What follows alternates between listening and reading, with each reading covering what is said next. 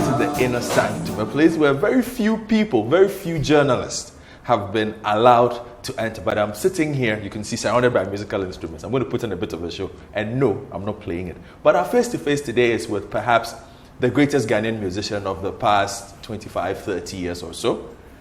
Countless hits, 13 albums plus to his name. Worldwide tours all sold out.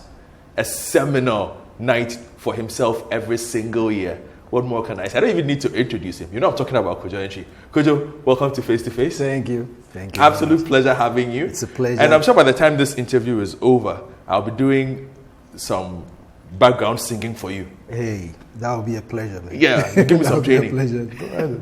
But let me ask you this. Were you born a musician or you learned to be a musician? I would say, give two answers to that. I believe it's a God's given talent. It was there whilst I was, a little boy. I was singing, making music out of everything. But every child sings somehow, so my parents didn't take it, they didn't see it as something special. But as I grew up around me, I would gather boys around my age. Instead of us playing football, we'll be hitting on. I had something, now I call it the jungle orchestra. We played everything that would make sound. And where did you grow up? A lot of people don't know where you grew up. Are you an Accra boy? Yes, I am. Oh, okay. My father lived at Suhum for a while, in the Eastern region. Then we moved to Accra, Dakuman, which is not too far from where I am today. And so I schooled there from class 5. I schooled from there. So my young age was around a place that had a lot of music. You had all these bands like Nana Pedu's band, African Brothers, were living in Dakuman. Skippers were living there. There was a group called the Scorpions.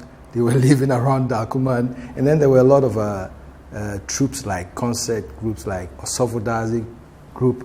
Part of them were living there. So there was a lot of vibrant music. Aside from those who were trying to play the Western music and music on Western instruments, every weekend was filled with akbaja that was coming from a side of Dakuman, maybe a funeral or something. So I heard music from, in the Ghanaian community there is always music, but it's only probably now I noticed that because there was some kind of gravity.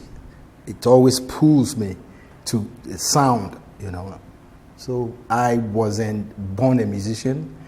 There is no particular musician in my family that I'll say that, okay, probably I'm the first, and now it will continue. So how did you find yourself in the Boom Talents? Or your jungle band became the Boom Talents? No. During my time, we didn't have these numerous reality shows that you could go exhibit your talent, and if you are good, you win, you get some attention, and you can ride on that. My time, you needed to go and find a band who will accept you as a singer. But what I was more interested in, the dance bands. The dance bands were doing cover versions of every song that became a hit in the West. Okay. If it was Bob Marley, you needed to sound like Bob Marley. If it was Anita Ward's Ring My Bell, you needed to wear. You were an artist without a particular shoe. Okay. If Barry White sings a song and becomes a hit, you have to wear that shoe. Even though Barry was that low when it came to tone. Okay. My love. You understand what I'm saying? Yeah. So you needed to have that chameleon, have different colors to survive in that system. Somehow I tried to get into a few groups, and it was the Boom Talents, the owner of the band who saw something in me, so he gave me the opportunity to start singing. Okay. I started singing not as someone who was going in to start composing myself, but I started singing songs of Jimmy Cliff and Dennis Brown, Money in my pocket, but I can't get no love. Those kind of songs. For me, that was the training part. Okay. Yeah. So, Kojo, tell me, I heard a story that you played for a military band, or you joined the military. What was it? No, the owner of the band was an ex-serviceman. Okay. Boom Talent. The owner was an ex-serviceman, very disciplined. So he instilled some discipline in me. Okay. You know, but I never joined that. Okay. And it looks like the reggae feel sort of took over from you just doing covers after that? Around that time, reggae was the in thing. It is today, I mean, but reggae was just emerging with all the steel pulse, capital letters, Bob Marley as the main head. Mm-hmm. I mean, but then you had a lot of groups like the Uhuru, Aswad, you know, so reggae was in. But we did not have the choice to choose the type of songs that we were going to play. We would play funk, brass construction, Kool and the Gangs, Earth, Wind and Fire, the Barcades. At a certain point, it became more, it transformed more into disco, straight beats. Then you had the groups like the Lakeside, Atlantics. We had to play all that, but we played funk, jazz as introduction to beginning when we were waiting for some audience. You would play instrumentals. Those we would play George Duke, Dave Grusin, and those kind of songs. Then we will move into reggae and even play songs of Zaire. And then at a certain point, when Sweet Mother became a hit, you have to play it because the public, the fans will demand it. Were you making money? Oh yes, we were. Was you making good money back then? It was better than working in an office because we were playing. It was more like shares. The shares will be that you do a gig, the money is split between the management and the musicians. There was a grade. Okay. The singers were second to the bottom. Oh. The instrumentalists, the leader will be the highest, and then comes the players of instruments. Then the singers, then the percussionist becomes. It's at the bottom. It's at the bottom before those that we call packers, stage helps. You know. Okay. Other way, I mean, on the other side, when you go to the West, the percussionist is the most important thing, the most interesting instruments for them because they've seen the keyboard, they've seen the guitar, you know. But it was rewarding. It was rewarding, but sometimes it was challenging because sometimes we had promoters who will bolt away before the show ends. With the money? Sometimes it was so bad. There was no audience that they didn't have any means of paying. Okay. So the best way was before the show went, they will bolt away. We got stranded in a place like Pando once. So it wasn't all that rosy, you know. That was when we didn't have a prominent person fronting us. You needed a star to be the front man. We didn't have that, you know. So sometimes it wasn't all that smooth. But as a young boy growing up, I was enjoying just being on the road and singing. That it wasn't really about money. Okay. So at what point did you join the classic handles that later became Classic Vibes? Yeah, it was about a year after being with the Boom Talent. Then a new group was being formed, a group of young boys. We were scouted around like the coach of Black Star looking for players in different teams. You know, all-star players. You know, and then one of the main guys, a very influential guy in the band, Usibio, he was the bassist. He heard me sang songs of Bob Marley and said, no, we need to bring that young boy in that band. He got to be part of it. So they brought me in. And that was it for you? That was the start? That was the start. Okay. A start of, I was like the youngest amongst them, and it was a lot of absorbing, a lot of information. Revolutionary information was coming from them. When we were traveling on the road, they would be debating, arguing about Louis Farrakhan. Whoa. Then it wasn't Louis Farrakhan, it was more Elijah Muhammad, Malcolm X, Martin Luther King. Wow. You know, brilliant. These are conversations you were having as a band? As a band. And I was green, so I would just sit there and listen to my older brothers sharing a lot of, I was getting a lot of information. Those were some heavy ideologies they were discussing, the political ideologies, that tells religious ideology. That tells you the kind of young men that came together to form that band.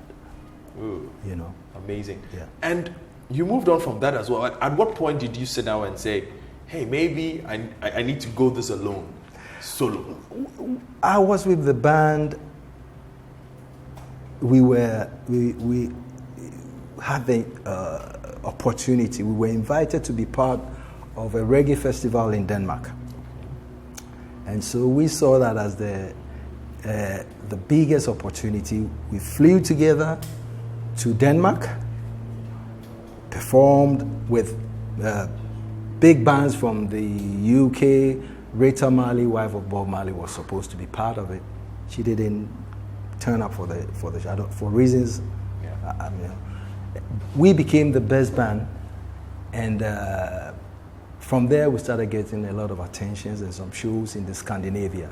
We performed in Sweden, Finland, Norway. Got the chance to go to Germany. We were playing in the American bases, where the military men are gathered. The military men. So over there we had to also change again. We needed to sound like Marvin Gaye's Sexual Healing, Paul McCartney and Michael Jackson. The girl is mine, the doggone girl is mine. We needed to sing all that, But it was good for me because I was learning how songs were structured. You start with a verse, you go to chorus, come to second verse, chorus, maybe bridge, then chorus to the end.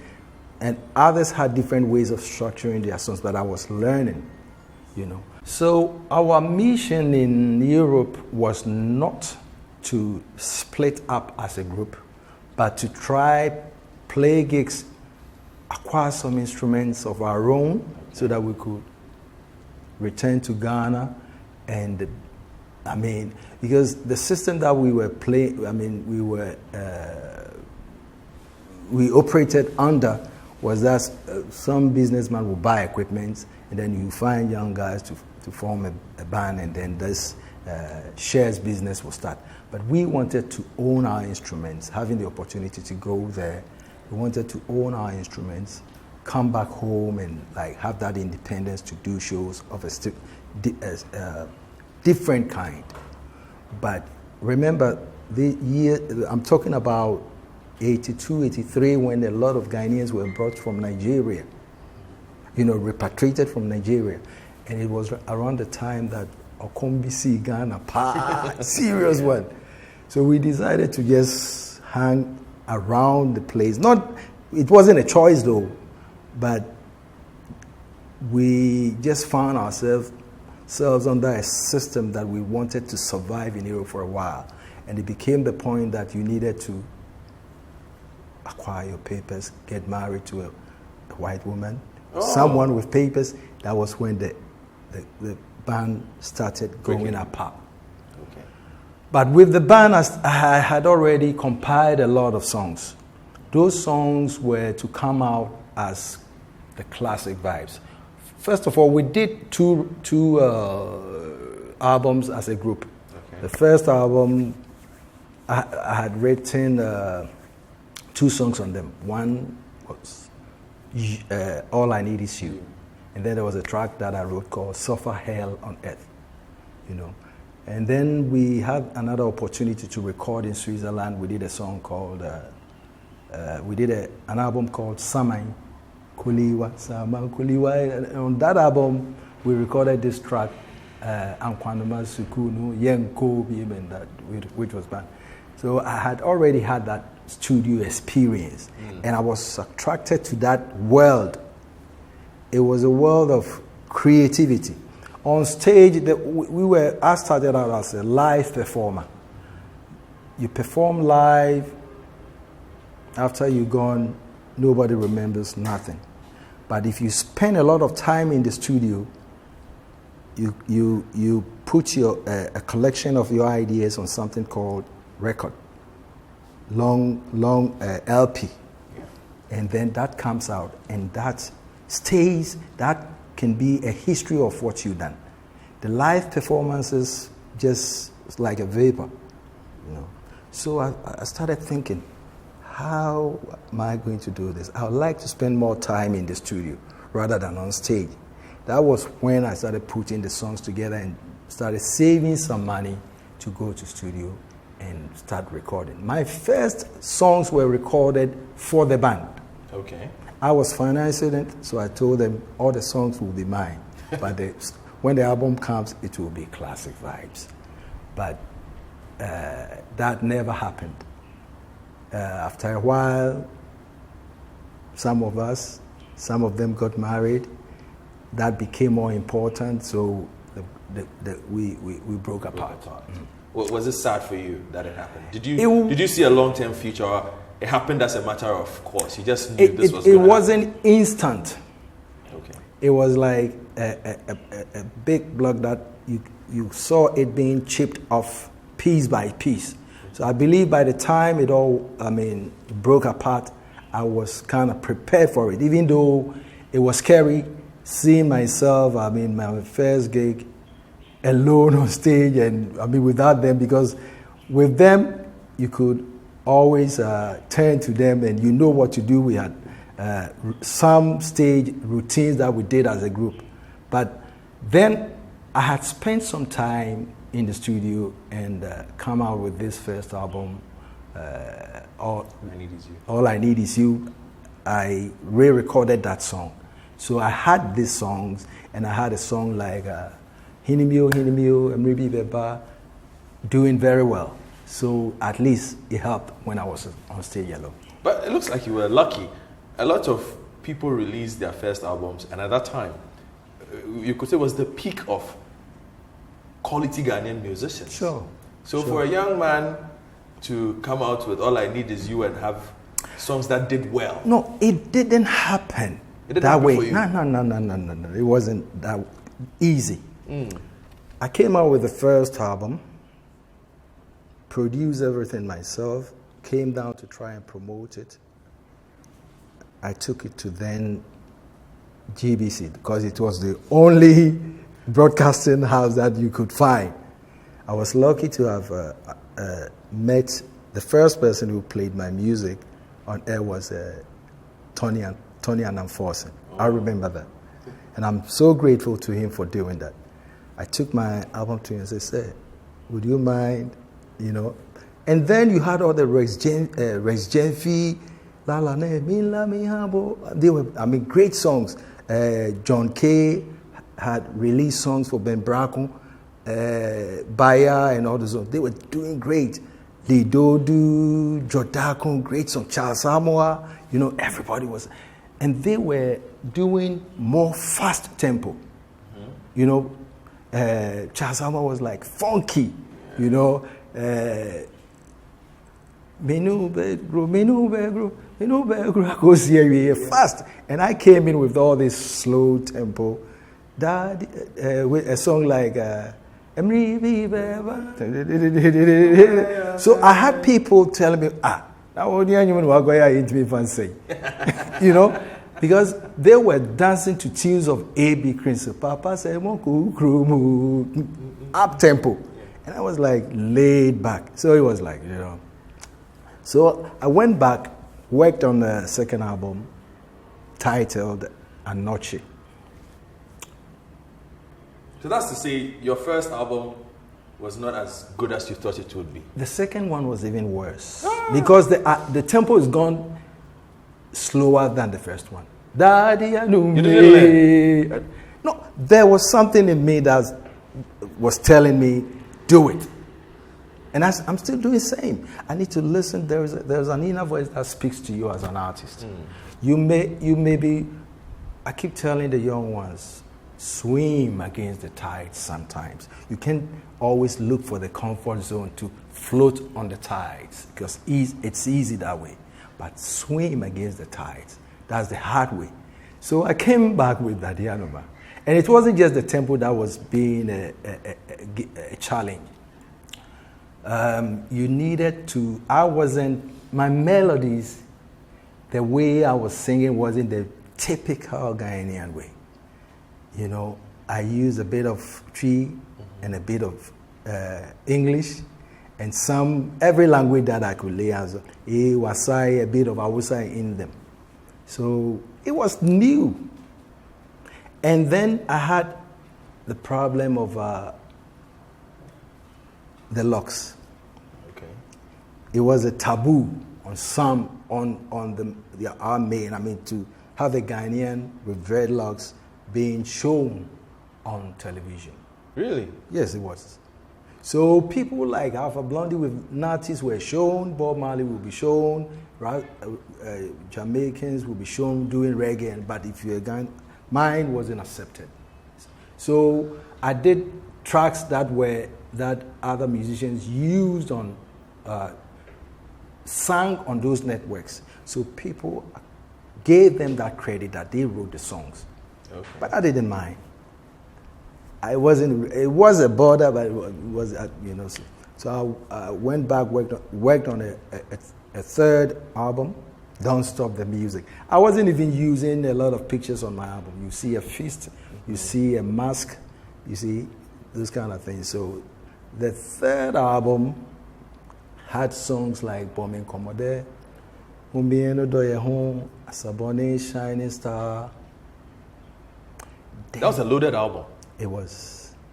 Then my music started working its way to the hearts of the ladies. You understand what I'm saying? Still, the name Kojo Antwi, okay, Kojo Antwi. It was my fourth album that did the trick for me, but it was still the ladies. The fourth album, Mr. Music Man. Okay, you hold it at Mr. Music Man. We'll talk about Mr. Music Man. Mr. Music Man. Yeah. You have to help me now. Okay. Hey, Mr. Music Man. Nah, nah. You've done it good, man. All right, then. We are spending Face to Face, bringing holiday cheer with Kojo Antwi on Face to Face. I'm going to let him play you one of his favorite songs during this interlude, and then we'll be right back.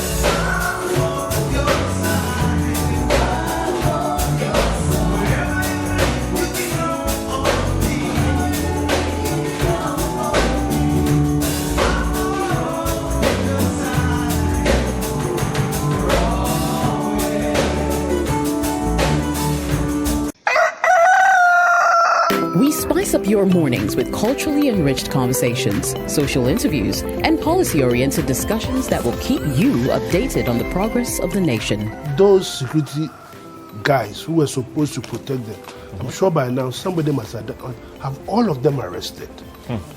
They must all be arrested because it's an unprovoked attack. Join the Breakfast Daily team Monday through Fridays from 7:30 a.m. to 10. Let your voice be heard with the hashtag Breakfast Daily. Join us for breakfast daily, only on City TV.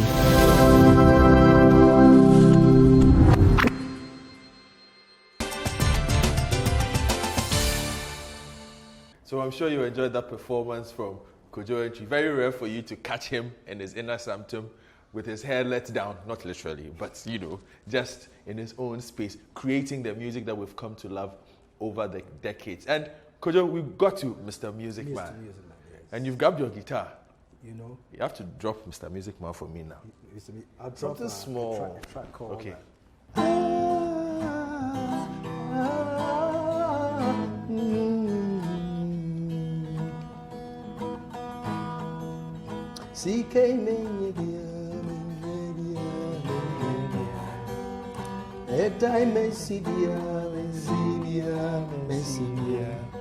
Approach Ray Mancovia,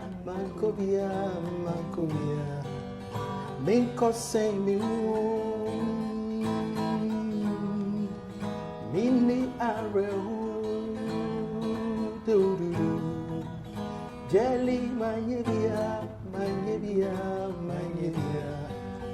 Terry Mantobia, Minko say me.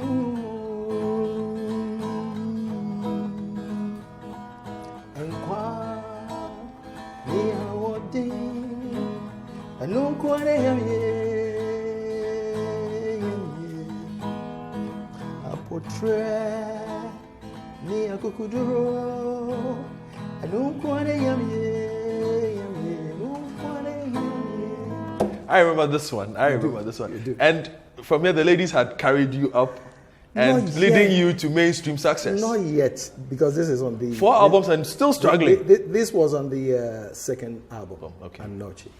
The ladies were looking for the Kojo entry, and then the songs like Odomaya Minai, Umpemi Amendadami, Atentry, who spoke for the numerous brothers and sisters who find themselves in a strange land, and so they felt those songs are saying the kind of words they want to, send around. A song like Daddy Anuma was recorded a lot of times across the ocean. It's a song of separation and loneliness. Was it personal? Yeah, because I found myself over there. The person that I was in love with was right here. But I did not write the song out of that. But I'm a songwriter. Some of the things will happen naturally, And so the ladies were the ones to first receive the songs. They loved them, but the image and the lyrics was like, okay, a Rasta guy singing about love in that with that deepness, okay. But after a while, they took the music to the men. Because every time a lady sits in your car, she goes, "Oh, what could you?"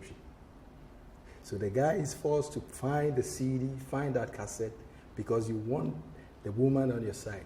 Play Kujenchi for the lady. That's how the men followed my music. But naturally, the ladies find that kind of solace that they are looking for in a relationship in my songs. Okay. So that's how. But it's either you are gifted or you've gone through a lot of phases in your life that way, because you write a lot about love. Yeah, I do. You write a lot about happy love.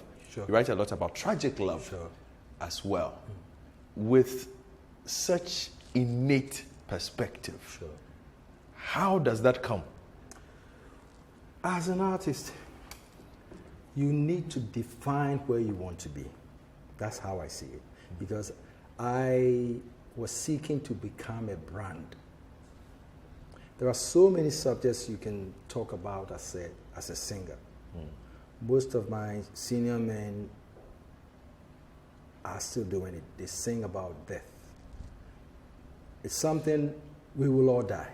Yes, but now we're here. And then most of the songs that were out there were mainly about poverty. You know,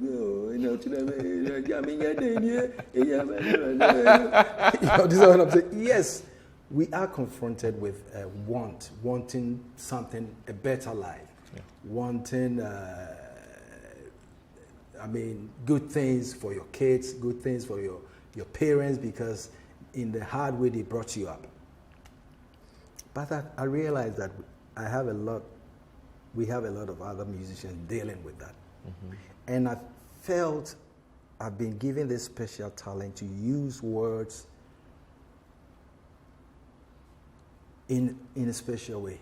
Okay. Use words, 3 words, make them sing the words that it becomes meaningful, it touches your heart. A song like Dadianuma didn't have a chorus line till the end of the song. But then there's a part that goes, Obiba Mamio, Obiba Ma. Now all the young ones are using it. Obiba Mamio could just, it could have been just a line in the song, but I kept hammering, Obiba Mamio. I hammered it till you heard it. And then I made that small appeal saying, say, oh mamia, oh manimia, you are in Europe. You could buy me a car. You could buy me a designer wear. Things that our young ones are singing about now. But I only ask for a handkerchief. Handkerchief is not something, me being here, I cannot afford. But I want a handkerchief from you. The sentiment of it. Exactly. So once you feel that the words that has been put together and the melodies that's following, the appeal, you will feel the songs. And that's the gift that I got. I mean, that's what makes my songs more touching, more appealing to ladies. So like I said, if you're a musician, you have to define where you want to be. Okay. Talk to me about Mr. Music Man. You say you play a lot of slow music, but that wasn't slow. No. What had happened? I have fast tempo songs. Yeah, but what happened, Mr. Music Man? You see, the privilege of releasing our album is you have the chance of having 14 songs, 10 songs, 12 songs on them. And you can do songs that are slow, you can do songs that are mid-tempo, and also do songs that are fast tempo. That's what I do on my albums. But it is a trademark that if you're doing great lyrics, passionate, sentimental words to appeal to something, it's always good to have a slow tempo. Okay. Whitney did it. All the great singers of the world, Marvin Gaye, Teddy Pendergrass, Barry White, it's through ballads. Michael Jackson did a lot of up-tempo songs. Beat it, but it's through Heal the World.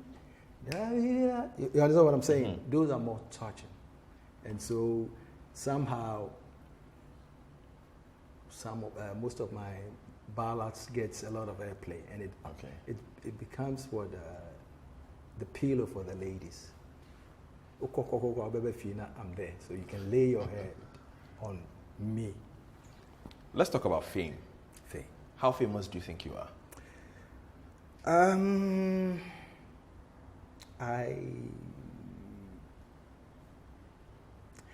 I can say I don't like talking about me being the famous one. I don't even like the word celebrity. I don't want to be called celebrity. I believe there's one accolade that defines what I do, and that's Mr. Music Man. That says it all. I believe I'm loved. I have a show coming up, and if you mount up the stage and the people are there to sing with you, a word to word, note to note, because sometimes I do ad-libs in the song. Yes, some ooh, they will sing that with me. That's more the fulfilling part. I don't want to believe I'm famous, because that's when it starts going into your head. And to be famous and to want to be on stage, you need to have a lot of ego, bloated ego. And when it goes into your head, that's where you start losing it. I want to remain grounded. So I try to surround myself with people, things that will keep me grounded. That my child can come to me and my wife tells me, okay, you did that, you said that, that's not right. Go and apologize. I have to, with my tail, between my legs, I have to go and say, oh, Charlie, okay, Charlie, please. You understand what I'm saying? We need that. Because I'm telling you, to be famous is dangerous. I'm saying that because bloated egos, your ego, bloated one, can be very dangerous. So you have to try as much as you can to tame it. But you've done a brilliant job, and I'll ask this question once. You can decide not to answer this, though, of maintaining a huge gap between your family life. You just mentioned your wife. Yeah. I'm sure there are thousands and millions of people watching us who do not know that you're a family man. I am. I'm a dad who struggles to put food on the table for my kids, trying to give them a good education. I battle with like any other man, you know. I'm married with 3 boys. I always say 3 strong boys, you know. And I'm proud of my family. Kojo, you've had a fascinating career. Yeah. And one thing that has stood out for a lot of people is you decided to do regular shows. And it became basically like a calendar fixture for people. Let's talk about that. When did this start? Because a lot of Ghanaians do shows, but it would be fair to say you set the standard for running a consistent calendar show. Sure. Where did that come from? I'm glad you're saying that. I'm glad, it has been noticed, even though I don't get a lot of credit for that. And I don't mind, because if a few people recognize that, it's good. I can't say that I planned it, but it was something that I wanted. As a young boy in classic handles, classic vibes, I thought of a platform that you could come and do different things. And then I came down, started promoting my own shows. The first one was at the trade fair, one of the pavilions. The second time, we moved to Golden Tulip. Golden Tulip had been the former hotel, something have been turned to Golden Tulip. So we performed there. And the year after, we did a show we took the show to Conference Center. Mm-hmm. And that was the time that National Theatre was being built. So when I took the show to National Theatre. Then the vibes in Ghana was different. You wouldn't have a show that Ghanaians would come and sit and listen to you. It was more like dance. The band is over there, you are playing and they are dancing. But then now it became, we are seated. What do you want to tell us? What do you want to show us? So you needed an act. It shouldn't be just for the ears, it should be for the eyes as well. So I started working on it. My intros. I have come on stage on the half moon, on a white horse, not just any horse, white horse. I've done a lot of crazy things on stage, crazy. And then I remember the one you did with the palanquin and the Shaolin. Yeah. I did that one too. You know, but then after some time, I felt I needed a different atmosphere. Because as a performer, I want to grow. The things that I conceive in the mind, if the hall cannot help you execute it, it begins, it's like forcing yourself into a container. So I started scouting for new locations. I took it to Accra Mall, the food court. I've taken it to Oxford Street. Now I have moved it to the Kempinski's, the Labadi Beach hotels, because it gives me that intimacy that you're looking for. Yes, that I'm looking for. All right, then it's a groovy interview with Kojo Antwi as we celebrate our Christmas holidays. So he's going to play groovy. Yeah. Keep watching Face to Face.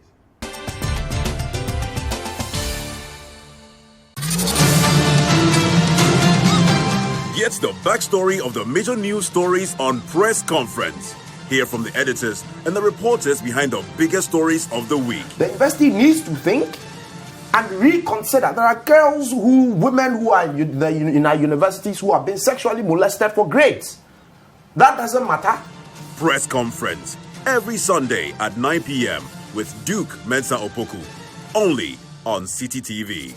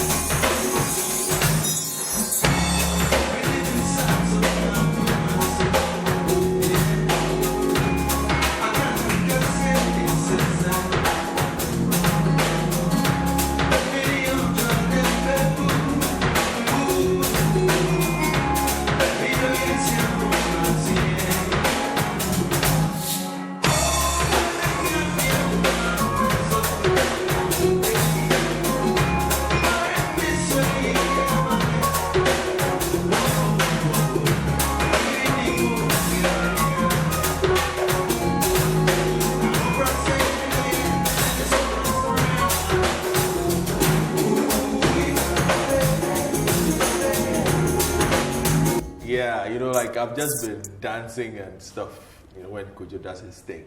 And for me, there was a time when, for those of you who don't know 8 tracks, I had an 8-track, and one of the first 8 tracks I got was Kojo Antwi. And we did things with that 8-track. We can't share on Face to Face, but we did things with that 8-track tape. Now, you talk about moving to intimate venues. You want to have a feel. Yeah. Sometimes you sit down and think there's a generational gap between new music and what you have done. Do you still feel the audience resonates with you the way they did 10 years ago, 15 years ago? Yeah, I've somehow gotten a following that is dedicated to what I do. And I had a text message sent to me. It was on Facebook. Someone sent me a test for your music like the deer test for water. Like, it's a quotation from the Bible. And it wasn't just that. I was like, wow. And then I have people, because the show, the 24th show is an own event, own promotion. Last year I decided to receive those who are calling for ticket. I was answering the calls myself. Wow. Because an incident happened the year before. We had some ushers who were rude to one of my prominent guy who's been at my shows, all my shows, and they were rude to him, and apparently the gentleman has decided not to attend the shows again. So I decided, I will get involved in this. People were calling, and they were like, there was a lady who called, and she was like, if I don't get ticket to this show, you will take my dead body to Kojo's front door. She didn't know she was speaking to me. For me, it was like, wow. She said, I attended the show on the Oxford Street, and I've never missed the show. And I went to the Oxford Street, did a free show to win new disciples. Okay. And to hear someone say that, take it, or my dead body, was like, wow. that how serious this is? And so that keeps me going. I believe the fans, and I believe the young ones doing cover versions of my songs is an indication that shows that I'm being appreciated. Those works are being emulated. And it feels good, you know. My car broke down last 2 weeks. I just got me a taxi, not even an Uber. I was sitting in the traffic light at my junction there. A young woman was coming, she spotted me. Oh, Kojo Antwi, I'm listening to your music. Then she wanted me to hear what she was listening. A young girl was listening to my music. So good music stays for a long time because it's the melodies, the words can speak. You see, Tekraman Pro. Tekraman Pro means the good things. We're still here. We are listening to Beethoven, songs that were written in the 16th century. You understand what I'm saying? So I believe my music is still accepted. It has that same impact. You know. Not to single out, but you seem to have a very good relationship with former First Lady. Former First Lady. Nana Kunedo Ajiman. Yeah, she's been to most of my shows. Yes, she's on the front row all the time. All the time. Have you spoken to her? Oh yes. Asked her why she loves your music? No, I haven't. But you just see that she's there all the time. No, she's a friend. She's a friend. We are friends. Yeah, she's a friend to my wife. Okay. You know, because she cannot be there for that long, and we cannot have a relationship. Okay, you talk about love songs, and you seem to have walked away from putting out new albums. A new one is coming. You are dropping a new album? Yeah. When? Oh, very soon. It's ready. I'm working on the videos. Okay. But why did you go away for so long though? I haven't been away. I'll tell you, I'm all over the place. Okay. Like you can touch me. I need to work on different projects at different times. I spoke of a book. Mm-hmm. I'm also working on a Kojo Antwi Institute of Music and Culture, or maybe Arts. And these are projects that are dear to my heart now. Releasing a new album is not as exciting as it used to be. Having a place that people can come and tap into musicianship.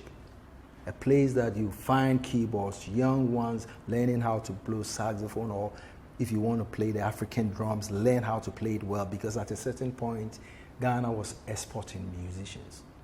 All the top African musicians like Maria Makiba, Fela Nicola Kuti, Hugh Masekela came to Ghana, took a whole band to the US to record Asiko.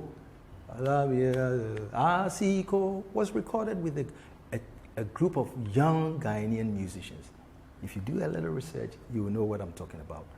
How come we hear of Angelic, we hear of Yusundu, we hear of that, and we are there. I'm not saying we are lost in there, but musicianship, when it comes to, we seem to have backslided a little. And so I believe it's giving back to society. I need to put this institute. It's not about me being on stage all the time. Even though I'm still doing corporate bodies, gigs. I just returned from the US doing 6 states. I was invited to Burkina Faso and I was given an award. I go to Ivory Coast, do gigs and all that. But you see, there is a liberation of the airwaves, and there is this emergence of bloggers. Everybody is a publisher. Everybody is a musician. Everybody is a writer, because everybody has a space. So there's too much attention. So it depends where you're looking at. And me as an artist, it gets to a point, you don't always want to be loud. Because now it seems like you have to be loud. There's so much going on that you have to get loud and sometimes outrageous to be noticed. If you check what is happening on the scene now, sometimes people are doing things, crazy things, just to get noticed. And I ask myself, do you want to do that? I've done that. And so I will release an album because I have these dedicated fans that want to hear a new Kojo Antwi. They want to hear something new. But if you ask me, I'm so excited about this new center that will have a place to mentor some of them.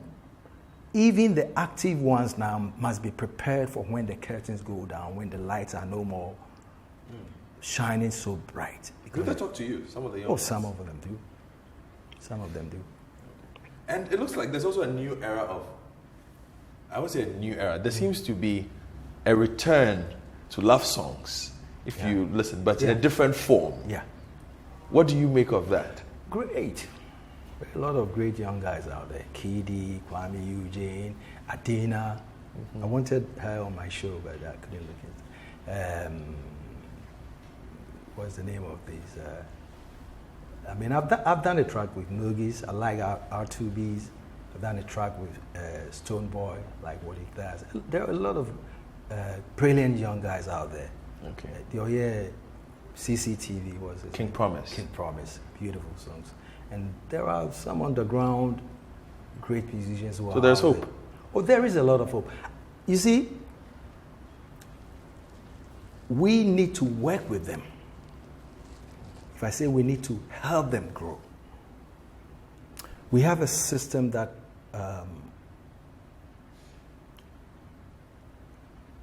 quenches their drive too quick. Some of it is we start singing too much praises. That is what builds the ego. You understand what I'm saying? Yeah. It's good to our system is such that it doesn't really help the artist to grow. And that's a fact. If I say that, we ask them to perform too early. Really? You think there has to be a time? If you have a hit, it's great. But I think the managers and the people around them must prepare them. You have a hit, that's good enough. Prepare them to have a repertoire that they can be on stage for 45 minutes and they can sustain a crowd. I'm saying this because I see a lot of other artists from other countries being brought here as main acts, and we have to open shows. Opening acts for them. And I think we have guys here that we can groom into to become giants so that they can spearhead their shows. And I've seen a lot of great guys coming out and 1 hit, 2 hits, and they say, oh, we was no. Go to all of them. They have great songs wanting to, but it has become so difficult to bring an album. Music and musicians of this part of the world, I'm talking about Africa, we have become endangered species. You know what that means? Yes. It's an interesting perspective you hold. Okay. There. The reason why I say that is music is consumed digitally, more on the digital platforms right now. Telcos, iTunes, Spotify. All the great platforms. Great. It's like having a big record shop in your backyard. You just a click of the mouse. You are in the world of music. How do you get the new generation to benefit from music? We know there are a lot of platforms out there. Yeah. How do they plug in and make revenue? Whether we like it or not, we have to embrace this new trends, the downloads. But we have to start thinking Because now you have a lot of young guys who can come up with applications. You understand what I'm saying? I embarked on having a West African kind of iTunes that we can put our products on, our works on, and control the works. I'm still trying to find a way with that. But we need to start thinking that way. If we, as a collective body, we come together and we know that right now we have about 5 million songs, or let's say 1 million songs, or 500,000 songs. That's already a bargain chip. We go to iTunes, we go to any and say, hey, we want these songs here to be called this.